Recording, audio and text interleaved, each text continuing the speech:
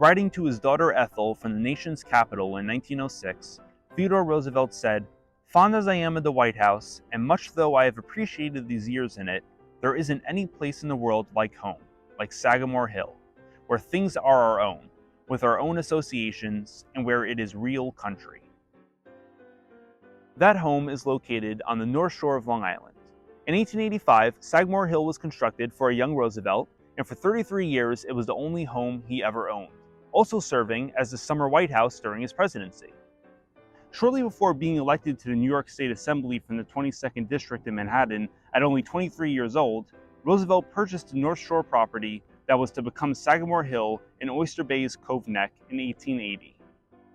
TR's legacy is everywhere in Oyster Bay, from the buildings where he worked to his family's local parish, as well as his burial site at Young's Memorial Cemetery, overlooking the water of the Sound. Before he was president, Roosevelt was a fixture on the Oyster Bay branch. In the 1890s, he regularly commuted from the Oyster Bay train depot to New York City while serving as New York City Police Commissioner. As president, his private rail car would pull into the Oyster Bay station, where he was frequently greeted by large crowds. Despite his wealthy upbringing, Roosevelt was known for his ability and willingness to connect with the average American through his energetic populism. He often traveled in the locomotive cab and actually learned how to operate a locomotive. He championed honesty and hard work, which made him relatable to the average American, especially with his Rough Rider persona, Western ranching experience, and charismatic, high-energy public speaking.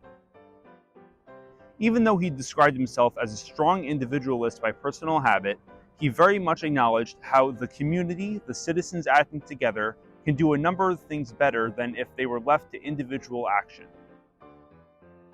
For 7 summers, Roosevelt moved the entire executive office and its staff from Washington, D.C. to Oyster Bay. Sagamore Hill was one of the first homes in the area to have a telephone, and this technology, along with new telegraph lines, allowed Roosevelt to run the country from his home. He even invited negotiators here to meet privately while facilitating the 1905 Russo-Japanese Treaty, a deal that earned him the Nobel Peace Prize. Since Sagamore Hill was a private residence, visitors and the press were managed from the Moore Building in downtown Oyster Bay. The presidential offices here had telegraph lines to the White House, War Department, and other agencies, and is also where Secret Service agents operated from.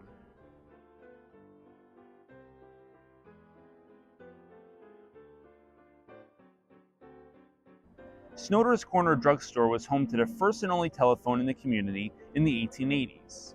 When Theodore Roosevelt became governor of New York and later the president, the press corps would gather here so they could transmit news from Oyster Bay. When Theodore Roosevelt was governor of New York in 1900, he rented several rooms on the second floor of the Oyster Bay Bank. As president, he continued to use the building, with the New York Times calling it the Little White House in 1902 after a flag from Washington was raised there. In the summer of 1905, it was chosen as a location for Roosevelt's telegraph office. Oyster Bay is also home to the Derby Hall Bandstand, where Roosevelt and others gave public speeches. And after arriving by train here at the Fisher Building on November 5, 1901, Roosevelt cast his vote for New York's local elections. An adventurous outdoorsman, TR believed in the strenuous life, leading his children through hikes in the surrounding woods and swims in the harbor. Out of all the Roosevelt children, the youngest, Quentin, was most like his full-of-life father. Before he headed to the front lines of World War I, Quentin trained right here on Long Island at Hazelhurst Field in Mineola. He used to thrill his family by flying his biplane directly over Sagamore Hill to perform stunts. In 1918, Quentin, at only 20 years old, was shot down and killed over France. The news shook TR, especially as he'd been such a staunch advocate for the United States' involvement in the First World War. Theodore Roosevelt died at Sagamore Hill just 6 months later. While Quentin is buried in France, his original grave marker was brought back here to his home. Roosevelt Field, named after Quentin, was once used as the U.S. military aviation ground, was the spot where Charles Lindbergh took off for the first solo transatlantic flight, and is the site of a shopping mall today. In 1923, the Theodore Roosevelt Sanctuary and Audubon Center in Oyster Bay was established in tribute to Roosevelt's conservation efforts, which included protecting over 230 million acres of public land.